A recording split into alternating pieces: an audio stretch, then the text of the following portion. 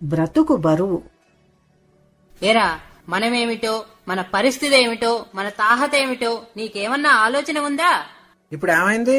మనకేమాత్రం అప్పులున్నాయో ఆ బరువు ఏమైనా నీ ఏనుగు చర్మానికి తెలుస్తోందా? తెలియక ఏమైంది? తెలిసే ఈ పని చేశావా? ఏళ్లు వస్తున్నాయి, బుద్ధి ఉండక్కర్లా? ఏమైందో చెప్పకుండా ఎందుకలా నోరు పారేసుకుంటావు? ఈ అరుపులు ఏమీ బాగాలేవు లింగన్న గారికి.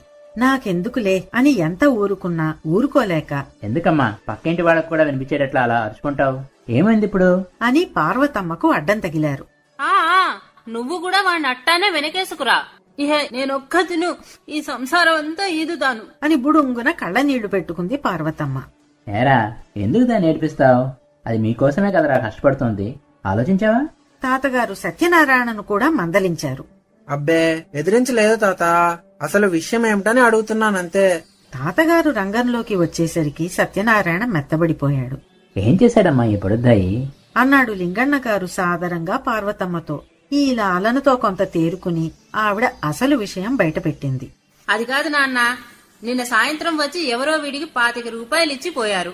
వాళ్ళ పిల్లవాడు తప్పిపోయాట. వీడేదో మిడతం బొట్లు ప్రశ్న చెప్పాట. ఆ ప్రకారం వెళ్లి వెతికితే వాళ్లకు పిల్లవాడు దొరికాట. వాళ్ల వెర్రి వాళ్లది. సరే, ఏమైతేనేం 25 రూపాయలు ఇచ్చారు వాళ్ళు. ఆ 25 రూపాయలు ఏం చేశాడో వీణ్ణడుగు, నేను చెప్పడం దేనికి? ప్రశ్నార్థకంగా సత్యనారాయణ వంక చూశారు లింగన్న గారు. వాడి తల్లికి ప్రాణం పోయే పరిస్థితిగా ఉందని మందుల కోసం వాళ్ళకిచ్చేశాను అన్నాడు సత్యనారాయణ ఎటో చూస్తూ. చూడు చూడు నాన్న, వాడి వాలకం. సమాధానం బాగా చూడు. వాడేవాడ్రా, సరిగ్గా చెప్పు. ఇంకెవడు? పక్కింటి పని మనిషి కొడుకు. ఆ దూదేకుల వాడేగా వీడి ఆప్తమిత్రుడు. లింగన్న గారికి కుల ప్రసక్తి బొత్తిగా నచ్చదు. కులం ఏదైతే ఏమి లేవమ్మా. సరిపాయ్. కులం ఏదైతే నాకేమి? మనమేమిటి? మన అప్పులేమిటి? ఈ దానాలేమిటి? అది నా గోల. దానం చేశాడంటే కేకలయ్య బుద్ధి కాక ఇబ్బంది పడుతున్నాడు లింగన్న గారు. ఎక్కడికి పోతుంది తండ్రి తిక్క? అంది పార్వతమ్మ అక్కసుగా. ఈ తాత తిక్క కూడా కొంత ఉందిలేవమ్మా. ఆ మాటలు ఎందుకులే, ఆగు. ఆ దానం ఏదో కాస్త పిన్నికే చేయరాదటయ్యా కొన్నాళ్ళు. ఆ డబ్బు మనం వాడుకోరాదు తాత. ఏ? ఆ సంపాదన వేరు, ఆ వినియోగం వేరు. నాన్న, ఈ బుకాయింపు మాటలు వినకు. నీ దాకా రానియటం ఎందుకని నీకు చెప్పలేదు కాని, ఇలా తోచినప్పుడు తోచినంత దోచిపెట్టడం వీడికి కొత్త కాదు. 4-5 సార్లు జరిగింది. అట్టాగటమ్మా? అవును. బళ్ళో కట్టమని ఇచ్చిన జీతం డబ్బులు, చివరికి పరీక్ష కోసం ఇచ్చిన డబ్బులు కూడా ఇతరులకు దోచిపెట్టిన రోజులున్నాయి. నీ డబ్బులు మళ్ళీ నీకు ఇచ్చేసాగా. ఎట్లా ఇచ్చావురా? ఎక్కడి నుంచి తెచ్చావు? ముష్టెత్తలేదు, అన్యాయం చేయలేదు. ఎట్లా సంపాదిస్తే ఏం? ఒకసారి మాత్రం ఒత్తులు చేసి అమ్మాడు నాన్న, నాకు తెలుసు. తక్కిన సార్లు? అట్లాంటిదే ఏదైతేనేం. ఏ మాకు చెప్పకూడదా? కవర్లు చేసి అమ్మాను. కొట్లలో శుక్రవారం పూజలు చేయించాను. ఇళ్లలో అభిషేకాలు చేయించాను. ముహూర్తాలు పెట్టాను. లెక్కలు రాసి పెట్టాను. చాలు ఆవరా. ఒళ్ళు తెలియకుండా దానాలు చేయడం దేనికి? ఇంత అగచాట్లు పడ్డం దేనికి? మా రోజుల్లో మేమేదో చేశామంటే ఆ రోజులు వేరు. అవి కృతయుగపు రోజులు. లింగన్న గారు ఈ మాటలను ఆవేదనగా అన్నాడు. దాంతో సత్యం కొంత మెత్తబడి, తాత, నాకో నియమం ఉంది. దానికోసం అప్పుడు అలా చేశాను. ఇప్పుడు వచ్చిన సంపాదన అంతా పిన్నికే ఇస్తున్నాను. ఎంతసేపటికి శేషగిరి బావగారు వెంట పౌరోహిత్యం తిరిగే గతే గాని ఆ పరీక్ష పాస్ అయి దర్జాగా ఉద్యోగం చేసుకునే గీత లేదా మన మొహాన? ఎట్లా సంపాదిస్తే ఏం? మీకు కావాల్సింది రూపాయలు అంతేగా. ఏమిట్రా పెద్ద సంపాదించుకొస్తున్నాడు చెప్తున్నావు? ఇంత పెద్ద పట్టీ చెప్పావు. ఇన్ని సంపాదనలు కలిస్తే మొత్తం ఎంత సంపాదిస్తున్నావు నెలకి? తిప్పి తిప్పి కొడితే 50 రూపాయలుందా? సంపాదనదేముందిలే గాని నియమాలేమిటయ్యా నీకు? అసలు ఆ నియమాలేమిటో చెప్పు ముందు. తాత, నీ దగ్గర అబద్ధం చెప్పలేను. కనీసం 4గురికి జీతం కడితేనే కాని నేను నా జీతం కట్టుకోను. 4గురికి పరీక్ష రుసుము కడితే గాని నా పరీక్ష రుసుము కట్టుకోను. ఈ నియమం పొద్దుటూరు నుంచి సాగుతోంది. ఎలా సాగుతోందో ఆ గణపతికే తెలియాలి. సత్యనారాయణ జవాబు విని లింగన్న గారు అని నోరు తెరిచి అయోమయంగా నులక మంచం మీద వెనక్కి వాలిపోయాడు. సత్యనారాయణ కొనసాగించాడు. ఇంతవరకు నేను కష్టపడి సంపాదించిందే అలా దానాలు చేస్తున్నాను. ఒక్కసారి కూడా ఇంట్లోంచి తీసుకెళ్లి చేయలేదు. 1-2 సార్లు అప్పుగా అవసరమే వాడుకున్నాను. ఈలోగా నా కర్మం కాలి మా స్కూల్ టీచర్లు మీ వాడు ఫీజు ఆలస్యం చేశాడని పిన్నికి చెప్పడంతో ఇంత గోల చేస్తోంది. గోల అంటావేమిట్రా? నీ చేతికి వచ్చిన డబ్బుతో ముందర అప్పులు తీర్చు, దానాల తర్వాత అంటున్నాను. అది గోలేనా? అది కాదంటం లేదు. అన్ని సంపాదనలు అలా చేసేందుకు వీలు లేదు అంటున్నాను. ఎందుకో మీకు చెప్పినా అర్థం కాదు. అది అంతే అంటున్నాగా, వినిపించుకోవేం అని కరకరలాడి కోపంగా తటాలున లేచి వీధిలోకి వెళ్లిపోయాడు సత్యనారాయణ. లింగన్న గారు కొంచెం నొచ్చుకున్నారు. ఆయన కూతురు వంక ఇబ్బందిగా చూసి, అమ్మాయి, వీడొచ్చిన పిల్లాడు, వాడి మీద అలా చీటికి మాటికి విరుచుకుపడ్డావంటే ఎదురు తిరిగితే ఏం బాగుంటుంది మనకి? లేదా ఎటో లేచిపోయాడంటే ఎంత అప్రతిష్ట మనకి? ఆలోచించమే. నన్నంటావు తప్పితే వాడికి బాధ్యత రాలేదని అనుకోవేం నువ్వు? అని ఓ విసుగు విసుక్కుని లోపలికి వెళ్లిపోయింది పార్వతమ్మ. ఎందుకో గాని లింగన్న గారు చాలా దీర్ఘాలోచనలో ఉండిపోయాడు చాలాసేపు. అలా ఆలోచించి ఆలోచించి ఆయన చేతికర్ర తీసుకుని బయలుదేరాడు గంభీరంగా. ఆయన సరాసరి తన రెండో అల్లుడు శేషగిరి శాస్త్రి గారింటికి వెళ్లాడు. శేషగిరి శాస్త్రి చాముండీవనంలో ఉన్న చాముండి ఆలయంలో అర్చకుడు మాత్రమే కాక ఊళ్ళో మంచి పేరున్న పురోహితుడు. ఆయన ఏ సమయంలో ఇంట్లో ఉంటాడో ఏ సమయంలో ఉండడో ఆయన భార్య శారదమ్మకే తెలియదు.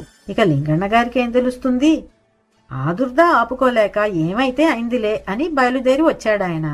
బయలుదేరిన వేళ బావుంది కాబోలు ఇంట్లోనే ఉన్నాడు శాస్త్రి. కాసేపు పరస్పర కుశల ప్రశ్నలైనాక మెల్లగా తన మనస్సులో విషయం సంభాషణలోకి తెచ్చాడు లింగన్న గారు.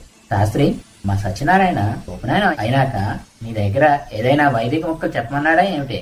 వాడి దగ్గర అంత నిలకడ కూడానా? పోనీ అంతకు ముందు నీ చేతి కింద గణపతి గుళ్ళో ఉన్నప్పుడు ఏమైనా పూజా విధానాలు అవి నూరేవా?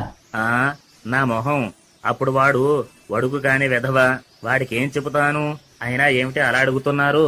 ఏమీ లేదు, ఈ మధ్య నీ చేతి కింద వైదికంలో తిరుగుతానంటున్నాడు. అదెంత మటుకు నిజమా అని. ఇదోట లేనిపోనిది, ఇందులో నాదేమీ లేదయ్యా. ఆ నా చేతి కింద లేదు, నా కాలి కింద లేదు. ఈ మధ్య ఎప్పులైనాయి. 4 రాళ్లు తెచ్చుకుంటాను అని వెంటబడితే 4 వేళ్లు చూపించా తాత్కాలికంగా. ఏం చేస్తున్నాడు వీడు? అయ్యా, ఏం చేస్తాడో దేవుడికి తెలియాలి. చూచి చచ్చేందుకు నాకు తీరిక ఉందా? ఏమో గాని వీడు ఎక్కడ పూజ చేయించినా మళ్ళీ వీడే కావాలంటారు యజమానులు. మంత్రాలు ఎవరు చెప్పారు వీడికి? అది నాకు తెలియదు, నేను చెప్పలేదు. నేను వెళ్లేసరికి 1-2 సార్లు మంత్రపుష్పమో ఏదో చెబుతున్నాడు. అది బాగానే ఉంది. పూజ తంతు అంతా తెలియవద్దటయ్యా. తంతులో వాడిని మించిన వాడు లేడు. ఏ క్రియాకలాపమైనా సరే ఒకసారి చూశాడంటే మొత్తం తూచా తప్పకుండా ఏర్పాటు చేస్తాడు రెండోసారి. వీడి తంతులు కూడా కొన్ని నా కొత్తగా ఉంటాయేమిటయ్యా? వివరంగా చెప్పండి. అర్ధరాత్రి 1 గంటకే లేచి స్నానాలు చేస్తాడు.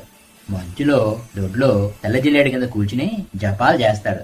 ఒక్కోసారి రాత్రిళ్ళు నిద్రపోడు. మీ బోటి వాళ్ళెవరు జిల్లేడు చెట్టు కింద జపాలు చేయగా చూడలేదు నేను. మేము అసలు జపాలు చేసి ఏడ్చామట కానివ్వండి, అది అలా ఉంచండి. అయ్యా, ఈ వైదికమంతా ఒక దశ. ఉచ్చ దశలో ఉన్నవాడు వాడికి నమస్సోమాజచ రాకపోయినా మహాయోగి మహాఉపాసకుడును. ఇప్పుడు ఆ సత్యనారాయణ దశ బాగున్నట్టుంది. అదేం చిత్రమో, వాడెవరింట్లో అయినా పూజో జపమో అభిషేకమో చేస్తే వాళ్ళు మాకు తెగ కలిసి వచ్చిందంటున్నారు. సాగనీయండి, ఈ దశ ఎంతకాలం వస్తుందో రానియండి. ఇంతకు వాడికి మంత్రం రాదా? అది చెప్పు. అయ్యా, మంత్రం అంటే గురుముఖతగా రావాలి.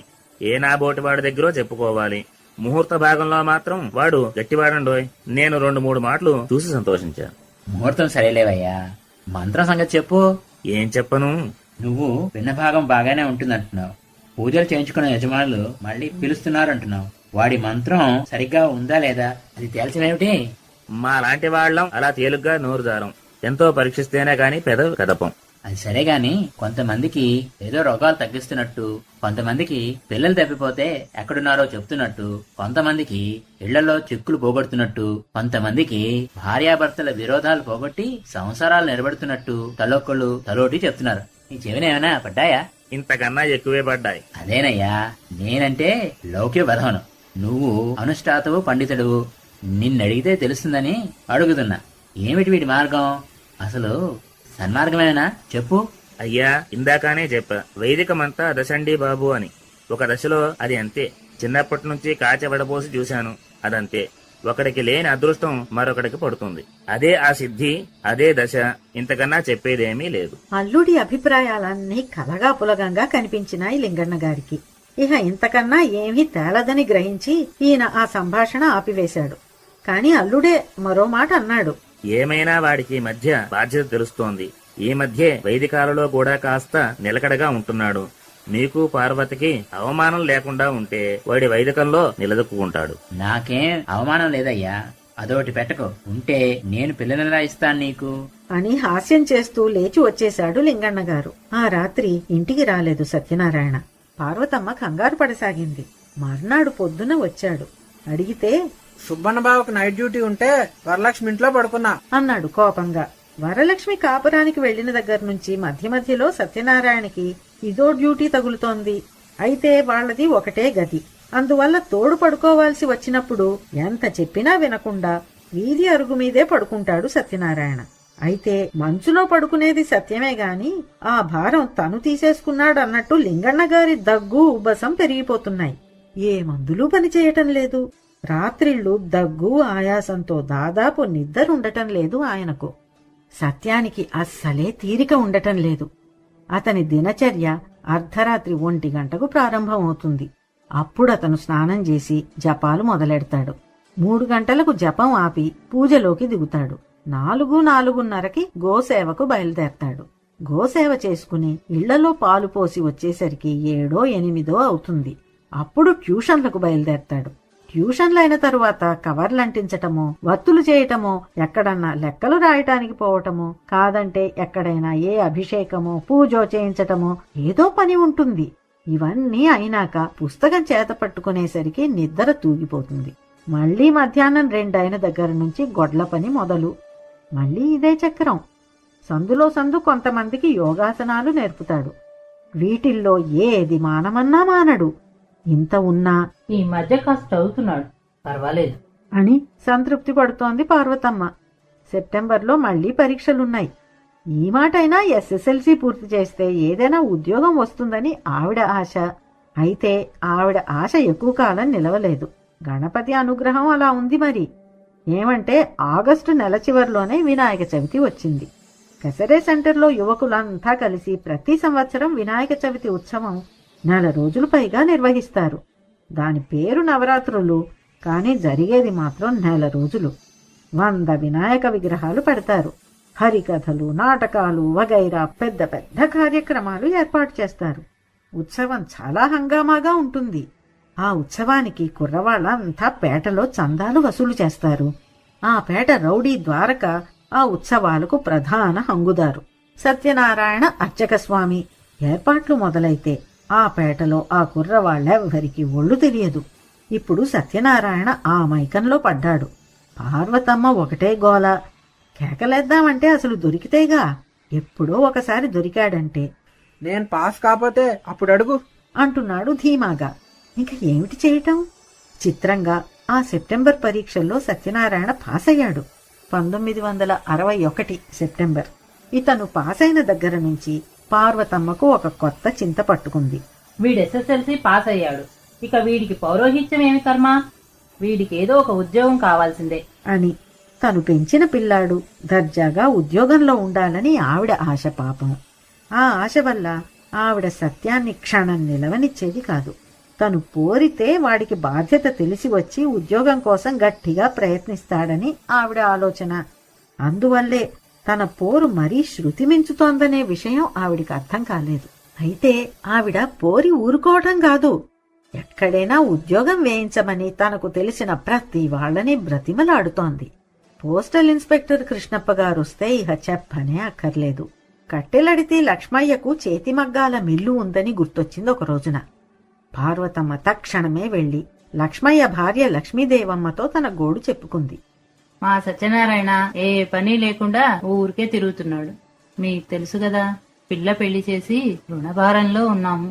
మీ వీవింగ్ ఫ్యాక్టరీలో మా వాడికి కాస్త ఉద్యోగం ఇప్పిస్తే నాకు సహాయం చేసిన వారవుతారు అని ఆవిడ లక్ష్మయ్యతో చెప్పింది. అతనికి సత్యనారాయణ మీద మొదటి నుంచి అభిమానమే. అయితే మాత్రం ఉన్నట్టుండి ఉద్యోగం అంటే ఎలా ఇవ్వగలడు? చూడండమ్మా, ఇది మీ బ్రాహ్మలు చేసే పని కాదు. అది కాకపోయినా ముందర పని రావాలి. ఈ నేత పని అసలు చిన్నప్పటి నుంచి అలవాటు కావాల్సిన పని. అయినా మీరు అడుగుతున్నారు కనుక కాదనను. ముందు కొన్నాళ్లు వచ్చి పని నేర్చుకోమనండి. పని వస్తే నా భాగస్వాములతో కూడా చెప్పి మా ఫ్యాక్టరీలోనే తప్పకుండా ఉద్యోగం వేయిస్తాను, సరే అన్నాడు. సత్యనారాయణను ఆ ట్రైనింగుకు పొమ్మంది పిన్ని. వెక్కిరింతగా నవ్వాడతను. ఇది దర్జా ఉద్యోగం కదూ అన్నాడు. పిన్ని కేకలేసింది. సరే ఆ ముచ్చటా కాని అన్నాడు సత్యనారాయణ. అతను వీవింగ్ ఫ్యాక్టరీకి వెళ్లసాగాడు. నిజానికి పార్వతమ్మ తెలివి తక్కువదేం కాదు. ఆవిడ ఇంత తొందరపడి సత్యాన్ని పనికి పంపటంలో ఆవిడకు మరో బలమైన కారణం ఉంది. ఈ మాట వినాయక చవితి ఉత్సవాలైన దగ్గర్నుంచి సత్యనారాయణ ధోరణిలో కొంత స్పష్టమైన మార్పు కనిపిస్తోంది. ఇదివరకటి కన్నా నిర్భయంగానూ నిస్సంకోచంగానూ పూజలు పెంచేస్తున్నాడు. అది చాలక మధ్య మధ్యలో కళ్ళు నోరు కూడా తెరుచుకుని బిగుసుకుపోయి కూర్చుంటున్నాడు. ఇదేమిట్రా అని గట్టిగా నిగ్గతీస్తే నమ్ముకున్న వాళ్లను ఆదుకోవాల్సి వచ్చింది అని నసుగుతున్నాడు. ఈ ధ్యానాలు మైమరపులు పెరిగిన దగ్గర్నుంచి గుళ్ళు పురాణాలు హరికథలు ఉపన్యాసాలు నాటకాలు అన్నీ మానేశాడు. తను మాట్లాడటం కూడా బాగా తగ్గించాడు. అసలే ఊళ్ళో నలుగురు చెప్పే మాటలు 4 రకాలుగా ఉంటున్నాయి. దీనికి తగ్గట్టే వీడి ప్రవర్తన మారిపోతోంది. ఇక వీడినిలా వదిలేస్తే అసలే దక్కడని ఆపిన తల్లి ఆదుర్ద. ఏదో పనంటూ పెడితే ఈ కొసవెర్రలు కొంతైనా తగ్గుతాయని ఆవిడ అతనిని వీవింగులోకి దింపింది. అంతేగాని అదేదో పెద్ద దర్జా ఉద్యోగమని కాదు. సత్యనారాయణ మగ్గాల దగ్గరకు వెళ్లాడు. అతను వెళ్లేసరికి మగ్గాలు జోరుగా తిరుగుతున్నాయి. తిరిగేటప్పుడు ఒక తాళబద్ధమైన నాదం వస్తోంది. అతని మనస్సు ఆ నాదం మీద లగ్నమైంది. 2 నిమిషాలయ్యేసరికి ఆ తాళానికి అనువుగా ఒక ఈల అతని నోటి వెంట రాసాగింది.